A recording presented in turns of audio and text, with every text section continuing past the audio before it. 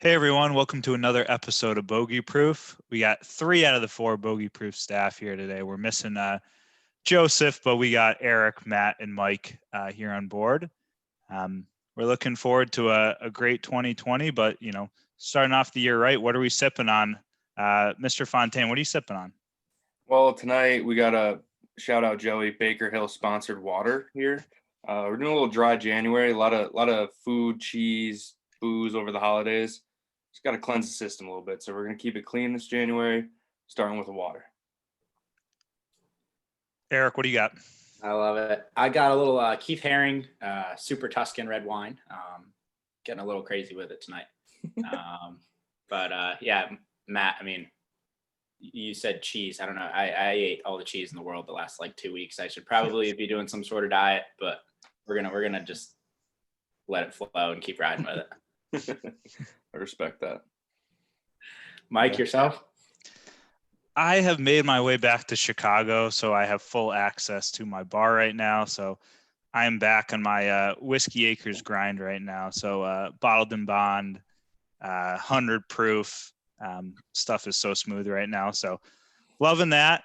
And, I'll probably get into some other interesting cocktails over the course of the next month or so. While Fontaine's doing dry January, I'll probably drink about 12 different types of liquor. So looking forward to that. But, every great year, I would say, every great year starts off with a great spring training.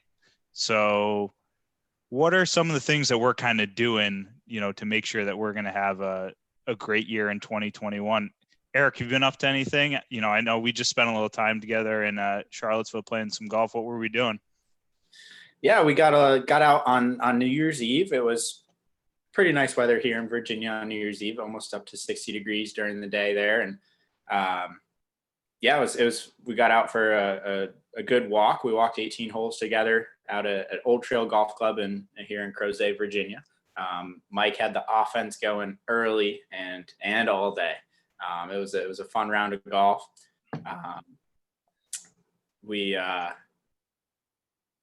Mike definitely got the best of me on the golf course that day, but I did birdie my last hole of 2020.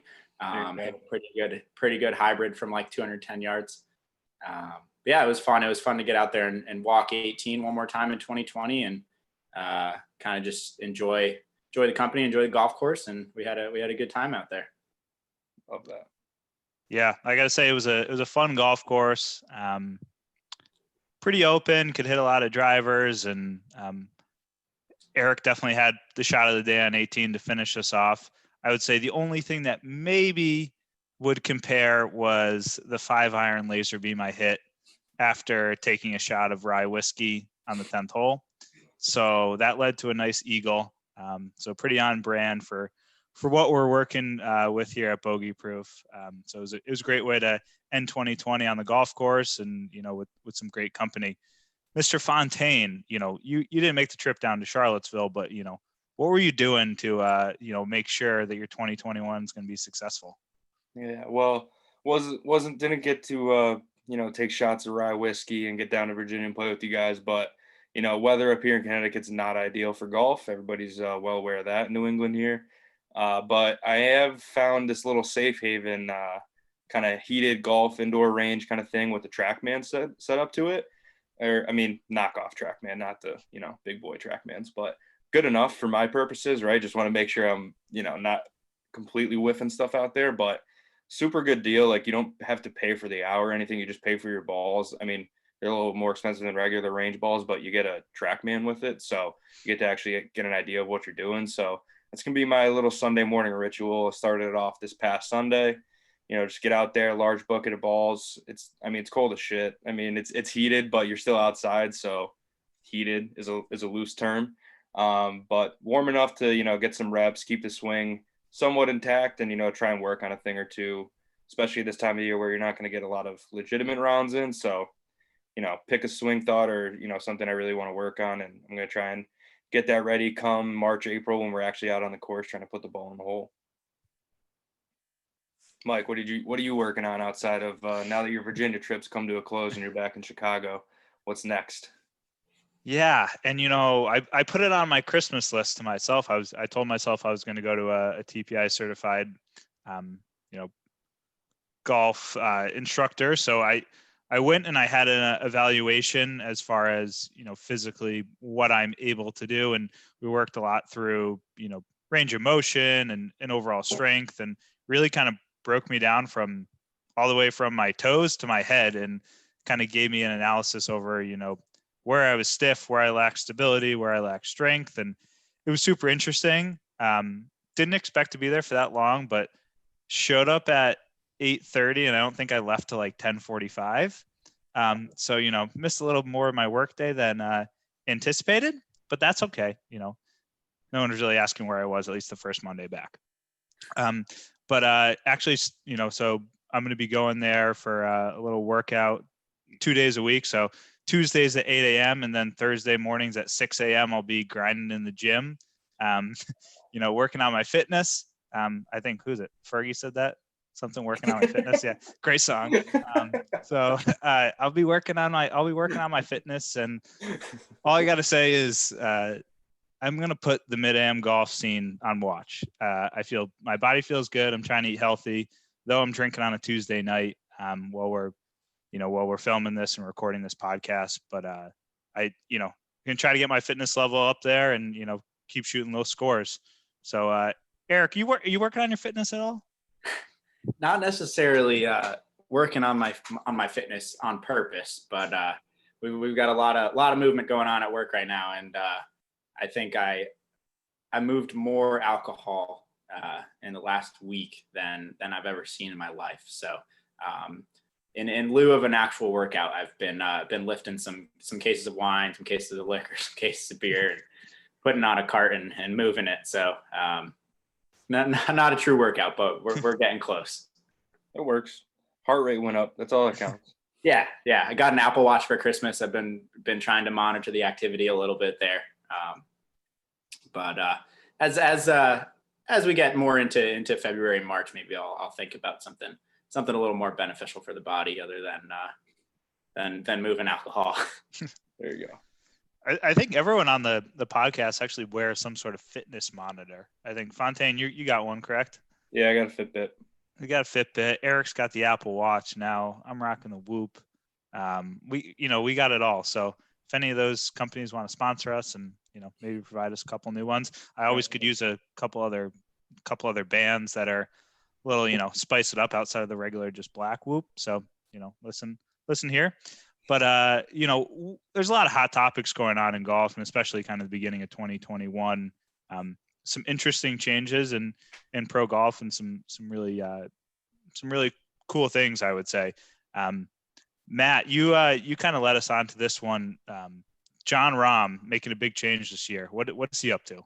Yeah, big news. I don't know if it was yesterday, today, whenever it officially broke or whatever, but Jon Rahm, Mr. TaylorMade, is now Mr. Callaway. He's fully switched over, whole bag, whole thing, which is interesting given he's number 2 in the world and had a really strong 2020. Majors, it wasn't all the way there, but I mean, other than that, just a ton of top 10s, always kind of in the mix in the big tournaments and the big golf courses when everybody's watching. So kind of interesting to see such a full overhaul given the state of his game. I can't remember that happening all at once that many times with somebody at his caliber. I think he also, before we dive too much into the equipment, I think he switched clothing too. He's Travis Matthew. Yeah, Travis Matthew, which might be a little interesting. I feel like Adidas is a little more forgiving in their fits and their breathability. And John already is kind of known for wearing some tight clothing there. So the tight Travis Matthew, it'll be easy in January, February when it's a little cooler, but those summer tournaments, Travis Matthew kind of goes with those off colors that don't look good when you sweat. So something to look out for outside of the equipment change with John is I don't know how that clothing's going to work out for him, to be honest. As a guy who's a little thicker and, sweats a little bit myself, Travis Matthew looks nice, but doesn't always play well when you're out there in the sun. So something to look out for. And one little note, I'm pretty sure he played Callaway golf clubs in college at Arizona State. Yeah. They've got obviously the Phil Mickelson ties with Arizona State, so they were all Callaway there. So not a drastic change for him. And I think one of the notes that went along with the headlines of him changing was he went out and shot 59 this week with his new clubs. So Decent. I would think he'll probably be all right. Yeah. It is interesting though, being, at such a high level to just throw the bag out and start over, even though he's got some familiarity from college, and I'm pretty sure he won like 11 times at Arizona State, like second to only Phil pretty much. Yeah. So like you said, he's pretty comfortable with Callaway, and a 59 kind of adds to that, but it'll be interesting. I think the last guy that I can remember that was that high up that did the full overhaul was when Justin Rose went to like Muihara or whatever that brand was that he went to. Humna. He left Miura and went to Hanma. Oh, Miura. Okay, that's what it was. All right. But yeah, he completely switched in 2019 or whatever it was, like driver and everything, like the full bag, and was bad for a little while. The putter he uses like has a number in the name. Oh, terrible. Just terrible. So I don't think that's going to happen to John Rahm because of the things we said with the, familiarity with Callaway, and just, I don't know. I feel like he's got a little more under control, and it's not as drastic as a change as Justin Rose went through. But Justin Rose the year before that was a stud and then just fell off the face of the earth. I think he was a little bit injured with that too, maybe being a little too harsh on the club change. But yeah, I don't know. I hope that doesn't happen to John Rahm because I'm expecting big things out of him in 2021. Yeah.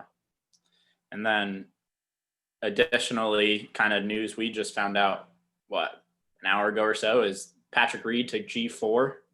I would assume it's probably just a hat, shoes, glove deal.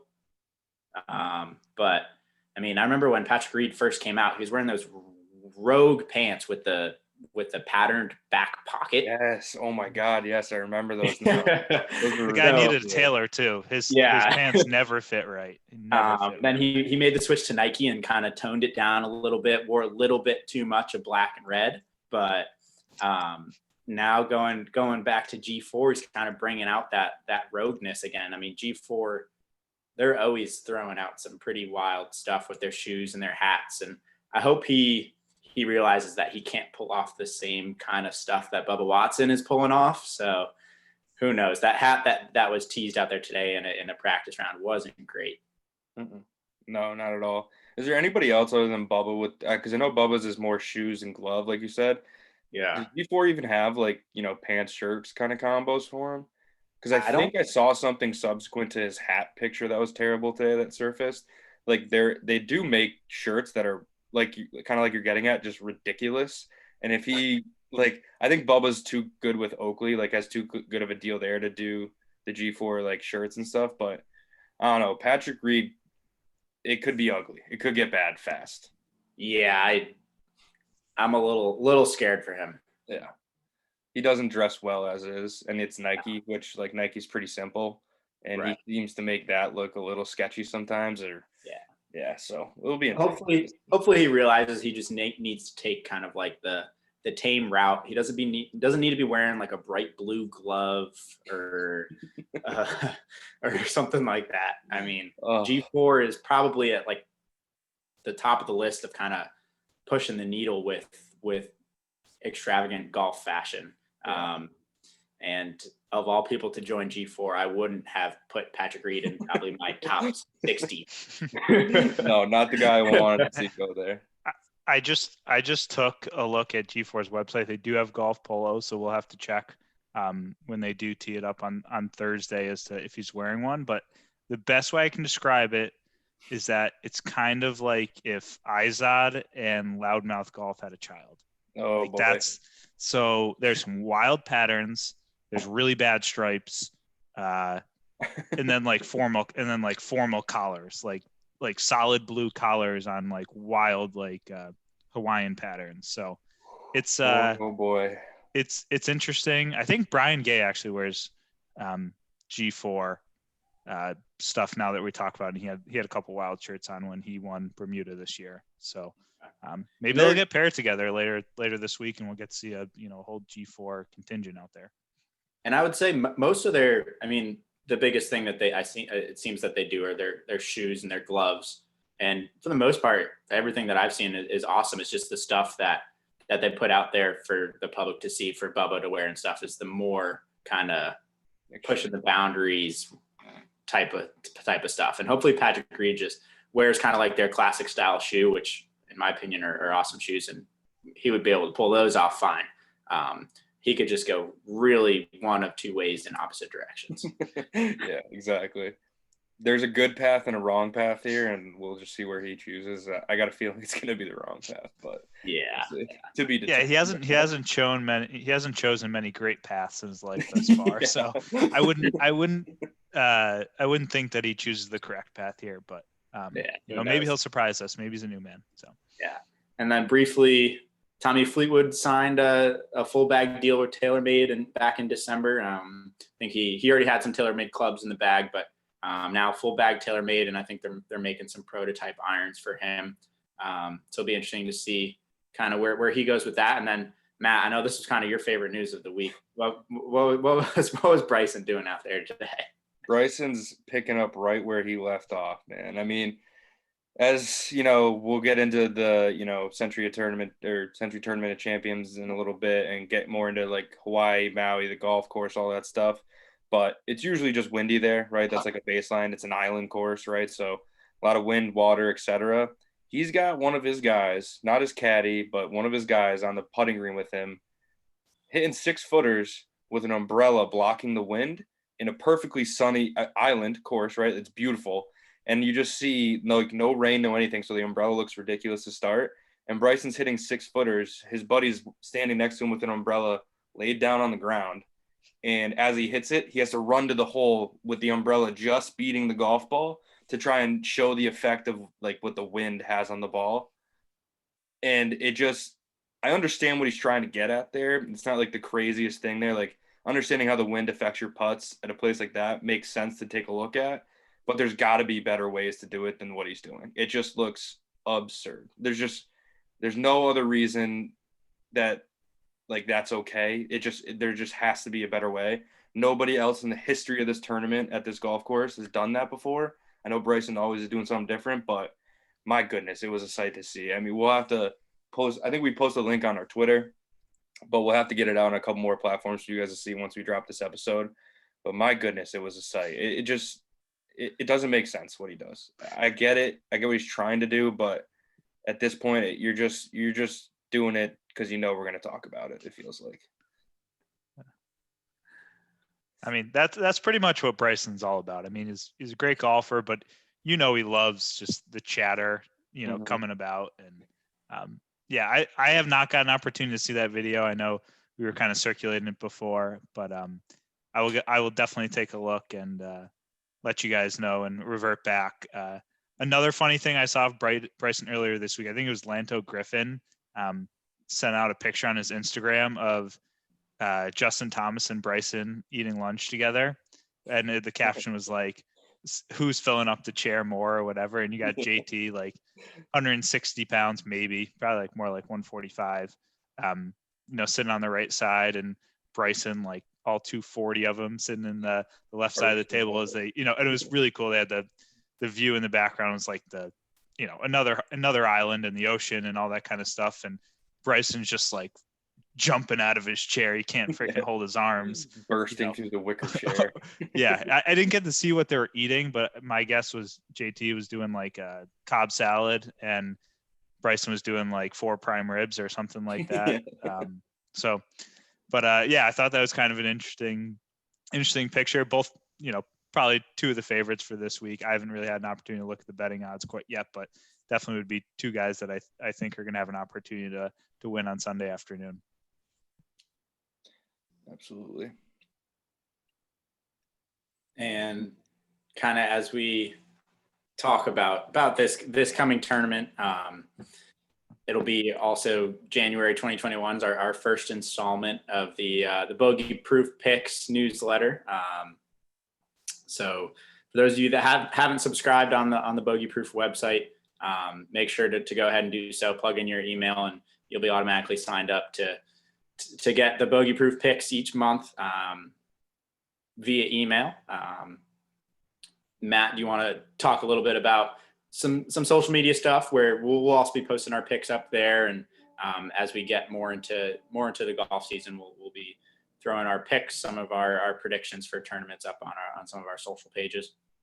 Yeah, of course. I mean, like you said, bogey proof picks, the newsletter will be coming out first Monday of every month, I believe, Mike. Correct me if I'm wrong, but Yeah. Yep. kind of summarizing the month ahead in golf on the tour, some picks from, us here at Bogey Proof for each tournament going through. And then, we have our other social medias. We have the blog site at bogeyproofblog.com, Twitter, Bogey Proof Tweets, Instagram, Bogey Proof Graham, and some more social media to come from there. I think we also got a Twitch channel we're working on getting going for you guys, and a couple other things with some more gambling content and golf content, all sorts of content you can think about coming in 2021. So definitely check us out on all the different socials we got going, and subscribe for that newsletter. It's a good way to kind of preview, especially in the slower time of the year like it is now. It's a good way to get an idea of what's out there to watch for golf in January, February, March, et cetera, these slower months. So Yeah, I would just like to reiterate kind of, for all those listening, especially those that are kind of new to golf and are really kind of beginning to play the game and watch the game a little more. I think a lot of our listeners, and when we do these installments of friends of the program, I think that's very much kind of where a lot of people are at. It's, hey, we've really started to play golf, but now we're kind of getting the itch to watch some golf and see what the best players in the world can do. I think the Bogey Proof Picks newsletter does a pretty solid job of kind of highlighting, what the tournament's all about. So this week at Century Tournament of Champions, like just kind of giving a little insight as to what the golf course is all about. Like it's a massive piece of property. It's a par 73, some unique kind of things that you don't see every single week out on the PGA Tour, but they affect the picks that, go on. And we jump into, some of the past winners and who has been successful and kind of the prototype player that, usually has an opportunity to win. So I think there's really some value for people that watch a ton of golf, but also those, that are just jumping in to learn a lot about the PGA Tour. And we'll give you guys a little bit of insight on who we think is going to be successful this week. So I think that's a great one. And then also just moving forward, I think we want to make golf betting and just gambling as a whole a little bit bigger part of our show and kind of our experience here at Bogey Proof. We all of us are very involved in making our picks every single week, and it's something that really gets us going on a Wednesday night before we go to bed. We put those picks in for the week. So Eric or Matt, could you guys kind of chat about what we're gonna do as a Bogey Proof stat as far as a year long golf betting initiative? Yeah, I'll kind of touch on it a little bit, and then Matt, you can fill in the gaps that I missed. But essentially, we're gonna have a little fun between the Bogey Proof staff. Each of us are gonna get kind of 2 units to play with, theoretical units. Maybe one of the units is used on a pick to win, and then one of the units could be used on someone to top 25 or top 10, or a matchup bet, Kevin Kisner to beat Colin Morikawa, something like that. So gonna have a little fun with it and keep track of our standings amongst the 4 of us as the year goes on, and maybe soon we'll develop some sort of prize or some sort of wager to go along with this little game that we're doing.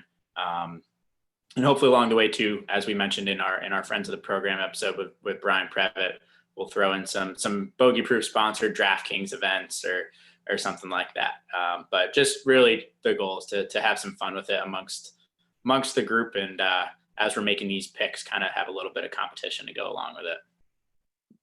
Yeah, absolutely. I think you kind of nailed it there. I mean, I think it's just something that for us, it gets us a little more excited about the tournament, making a couple picks here and there. And it also provides something for, our listeners back home to, take interest in, or, if they responsibly gamble on their own, then, they can take it for what it's worth, getting some of the picks from our side and, kind of our logic or reasoning for picking so, and, a couple different things. And, every major that comes up, we'll do like a, complete reset, check the board, see who's doing what, because for majors and whatnot, I'm sure there's going to be a little bit more activity, maybe more than a couple units that we're, putting out there for picks and stuff like that. So, it'll also lead to us, putting a little bit more stuff out on our socials and stuff like that for you guys to see. So, it's just a good way, I think, to, especially early in the year, we're going to start 2021 off like get right into the golf and kind of follow pretty closely here. So it's a good way to, get a little extra interest in each of these tournaments with a little friendly wager going on inside. Yeah. And Mike, your idea that you're kind of your snake draft. Yeah, my baby. We'll your baby. Call what it is. It's a great idea and something that I'm really looking forward to. Do you want to talk a little bit about that? Yeah. So I think, a big thing we want to do here in 2021 is get our listeners more involved. Matt talked a little bit about just kind of, putting that stuff out in our social. So for a normal week, we're going to post our picks on Wednesday and give just a quick little insight about the tournament. And then post our picks on there as well, so people can follow along. But what we're looking to do for the majors this year, and I'm going to kind of ask our listeners to send us a direct message on Instagram or shoot us an email at bogeyproofblog@gmail.com, or send us a DM on Twitter. Is if you guys want to be involved in the snake draft, which is going to be, we have picks for all 4 majors. And when someone's off the board, they're off the board. If you pick Tiger Woods at the Masters, he can no longer be picked for the US Open at Torrey Pines this year, or, for the Open Championship, or when they go to the PGA, down in South Carolina. So that's kind of where we're going to operate. And, we're looking to kind of get 8 to 16 people involved in this one and do a snake draft where, it goes 1 to 12 if we have 12 people, and then, back 12 to 1. So I think just an opportunity to get some more people involved. And we think, the first major is until April, so we have a little bit of time to do it. And we'll probably allow, a month or so to kind of go and see who's playing well and see if there's any early injuries or anything like that. So send us a direct message on any of our socials or send us an email and let us know if you want to be involved, and we'll get you on one of these podcasts to chat about, and to do the snake draft. So yeah, let us know if you want to be involved. We're super excited for it, and we'll have some sort of prize kind of mapped out, whether it be some sort of giveaway or, just maybe we'll bring you on for a Friends of the Program spotlight episode or something like that. So we'll have a good time with it. And I think as we get closer to that first major, we'll put something formal together, whether it's a sign up sheet, with a link in our Instagram or something like that. So just be on the lookout for some of those posts, some of those content opportunities there. Yeah, I think it's going to be a great opportunity to get more people involved. And besides that, I think why don't we just get into this week? It's going to be a great week of the Century Tournament of Champions on Maui. It's a week that pretty much everyone looks forward to. First week in December, it's cold here in Chicago. It's cold in New England. It's getting cold in Virginia. So everyone's kind of looking forward to watching a little bit of golf and seeing the Hawaiian Islands. Mr. Fontaine, tell us a little bit about Century Tournament of Champions and kind of what we're in for this week. Yeah, personally for me, in a normal year, obviously this past year was not normal, but in a normal year, usually a little bit more of a gap between, competitive, really fun golf to watch and then this tournament. So this is always the one that gets me back into it, because usually that lull of football, usually we're done around Labor Day, maybe October if there's a Ryder Cup, President's Cup, whatever it is. But there's usually kind of a lull. There's the fall series, but it doesn't usually get as much buzz as it did this past year with, Masters being in November and the delayed season with COVID and all that stuff. So this is usually oh crap, let's get excited for golf again tournament for me. So I love this tournament. Just visually, it's incredible. The different views you get from the island of Maui and the different, the golf course itself, like you said earlier, it's on this huge piece of property, massive, incredibly slopey. You see some shots here, people drive 400-yard holes because it's down a mountainside or a volcano side, I guess you might call it, in Maui or whatever. And you get to see a lot of really cool shots, all this different stuff that I think is pretty specific to this island style golf, resort style golf at Maui. And, you see a lot of big hitters win here just due to the length of the course. I think it's 7,600 or something like that. Par 73, it's a little bit different. The par 73 gets the scores getting pretty low. at least relative to par. So it's usually a fun way to get the golf season started up again. And, it's being the Tournament of Champions, you usually get some pretty big names there as well. DJ plays there, JT.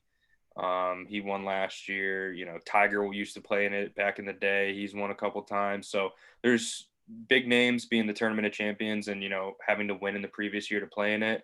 Obviously this year it's a little different again because of COVID. I think it was winners and then top 25 FedEx Cup at the end of the year was like how they expanded the field a little bit.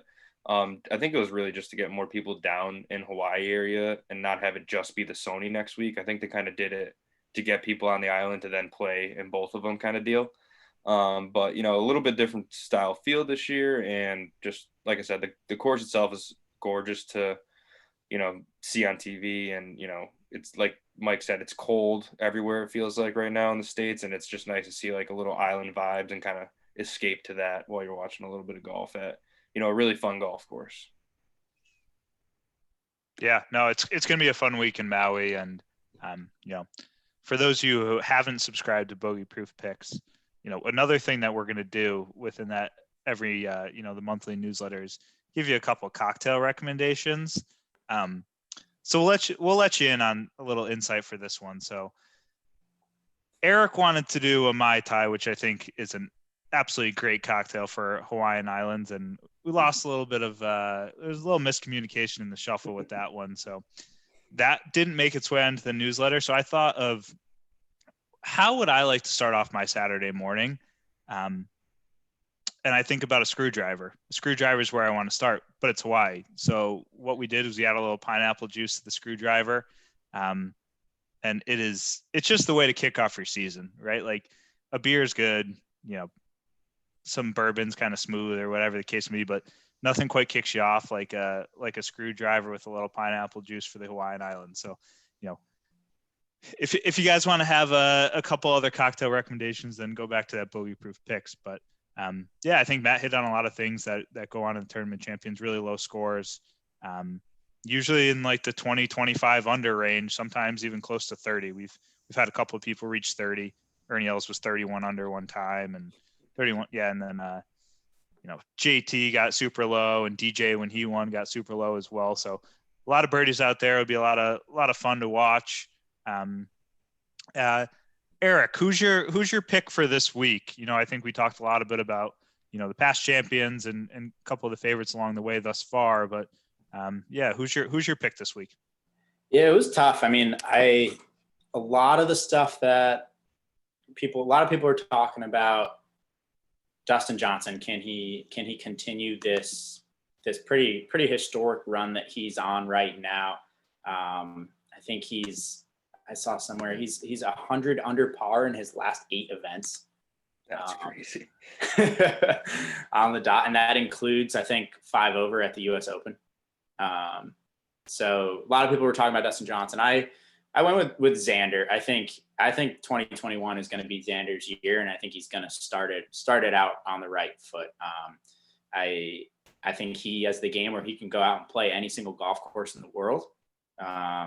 And I think he's kind of gonna get over the hump this year and maybe win a couple of times, get that first major as well.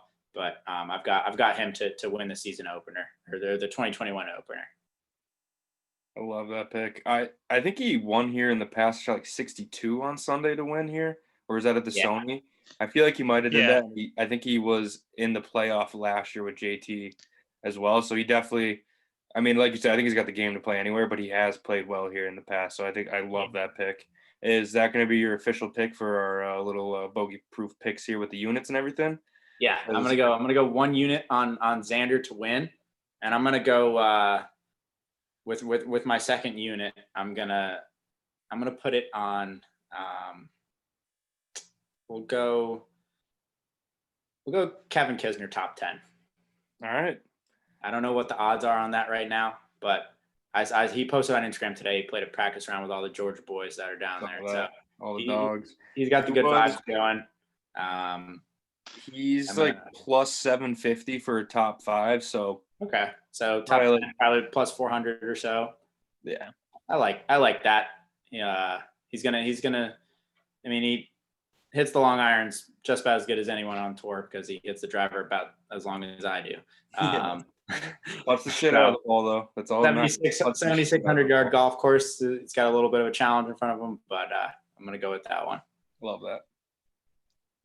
Pretty good chance that Kisner ges into a couple pineapple screwdrivers this weekend. Yeah. Guy loves to drink. He might have Mai Tais in his little Gatorade bottle on the bag. He might have Dewey carrying Mai Tais for him. Especially if it's like not the best day one and he's like, all right, let's just have fun here. Like we're in Hawaii, let's get some Mai Tais going. I love that guy. That guy's like my top, like if I want to play like a round of golf with and like just drink with and not like fanboy over, he's the guy. Mm-hmm. Yeah. So Matt, who do you have for your picks this week? All right. I think so. Just to give some context here, DJ is the favorite this week, even though he hasn't played since the Masters. Obviously, like you said, the historic stretch he's on is pretty ridiculous, but I've seen what he's been doing since the Masters, and it looks like he's just been TikToking and drinking with Paulina. I don't know how that translates into a golf game, but I mean, he's DJ though, so he's a freak. Maybe that's what he's always been doing, and now we're just seeing a little bit more of it. Who knows? But he's the odds-on favorite right now with JT right behind him. Rahm actually third favorite, even with the club change. DeChambeau after him, and then Xander. So that rounds out the top 5 favorites based on the odds this week. My guy to win, I'm gonna go a little off the tracks of like the favorites here and go with Finau. I just think that there's already a lot of rumors around him, like why is he even there, because he hasn't won in so long since the Puerto Rico Open or whatever 3 years ago. So he already is like kind of like an underdog in that aspect of like you shouldn't even be here kind of thing. But it's a long golf course, a bomber's place, and he bombs it with this little half swing, hits the shit out of the ball. And I think they like replaced the fairways or something this year, I read somewhere, so not as much roll, so like it just all plays to the bombers, it feels like, this year. And I don't know, he's due to win one like this where it's like, a smaller field or something, just to make it feel like he still hasn't won the big one yet, even though this is a pretty strong field. So I'm going to go with him to win, and he's like 1 unit to win 25. So I'll go with him. He's a bit of a dog here. And then I'm going to go with my other unit here. I'm going to put, I might go JT top 5. JT is just too. I'm gonna pick JT like all the time. He's just so good. There's just no mistaking it. He's incredible. So I'm gonna pick him. He won here last year. He's played well in years past, and he had a pretty solid, post-COVID season last year. So I'm gonna go with him for the top 5. Mike, what are your picks looking like this week? Yeah, I think you hit on that. I think DJ would be a great pick if he wasn't on a bender. So I agree with the last part. JT, I think, is my pick. I think we've seen in the past that people can win this tournament in bunches and win multiple times. JT's already won it twice in his career, and I think he beat Xander last year in a playoff. He's gonna be there at the end of the week. He never ceases to amaze me that he's prepared for every tournament that comes, and I think he's there, and he would be my pick for the win. As far as second, as far as the next units go, I would have probably picked my guy Jim Herman, but he had to bow out because of COVID this week, and he would have been a dog to just ride all week. Another guy, Richie Rowensky, shout out Western Mass, won Barracuda this year. Not going to pick him, though I hope he wins by 50. I think that would be a blast. But I think my pick for the second, I think Victor Hovland. He's played great. Technically 2 wins this year, I think, with Puerto Rico and because it was technically last year. COVID, it was technically the 2019-20 season or whatever. Yeah, so technically he won both Puerto Rico and won Mayakoba. So Puerto Rico, Cancun, Hawaii. Let's just win the guy. It's kind of like I wish I would have bet the Vegas the resort parlay. I think that those probably would have been the 3 wins for the year. So I'm going with Victor Hovland. I haven't had an opportunity to look at the odds yet, but I might put him as I might go 2 people to win this week and kind of hedge my bets, because I think there's a good chance if JT's not holding the trophy at the end of the year, that or end of the week, that Victor Hovland is. I think he's up to like 14th in the world too. So it wouldn't surprise me if he's there at the end of the day on Sunday. He's 20-1. So Victor is, and JT is like 6.5 to 1. So yeah, you got a lot of potential units to be had there. Yeah, fuck the units. I might just put $100 on them. There you go. But yeah, I mean, I love the island golf, man. There's so many cool shots at this course too, like drivable fours. You know, it all depends on the wind because it does get crazy windy there. But you get a lot of drivable fours, like 3-4 years ago or whatever it was. But DJ almost drove a hole in one, like it was like a 400-yard hole. It's like down around to the right, kind of this dogleg thing. It's this bomb of a drive. It's bounding, bouncing. All of a sudden, it like lips out, like going to perfect speed. I think there's just a lot of really cool shots to be seen at this course, and that 18th hole is really, really cool with the par 5, and they got to hit these big swinging hooks off a downslope to get there in 2. It's there's so many good shots to be seen at this place, and like you said, like a lot of low scores, a lot of really good past champions. Like it seems to bring out kind of the best out of these guys, kind of to kickstart the year. So I'm looking forward to it. Yeah, as the pros kind of kick off this 2021 season in Maui, Bogey Proof staff is doing the same. And I think just moving forward and probably what's going to be our next episode, guys, is, just chatting a little bit about our individual goals and just the overall podcast goals. And, I think we've talked about it a little bit before about just kind of continuing to grow our message across all the different platforms and have both a concise but also kind of wide scope of the things that we want to do as well. So I think we have a lot of super exciting things on the map for 2021. You might see me in the kitchen doing a little breakfast with the European tour. So watch out for that on Twitch. I think the staff as a whole is excited about that. I think we're doing things like that, and we're talking about trips and, a lot of different opportunities for people and for our listeners to get involved with both the podcasts and just our content across all the different platforms. So just looking forward to 2021. Anything you guys else are kind of looking forward to? You guys just willing to kind of table that till our next episode?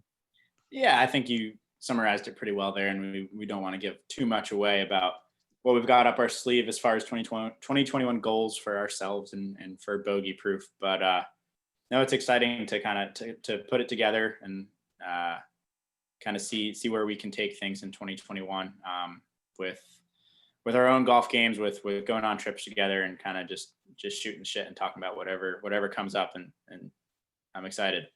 Yeah, absolutely. I agree.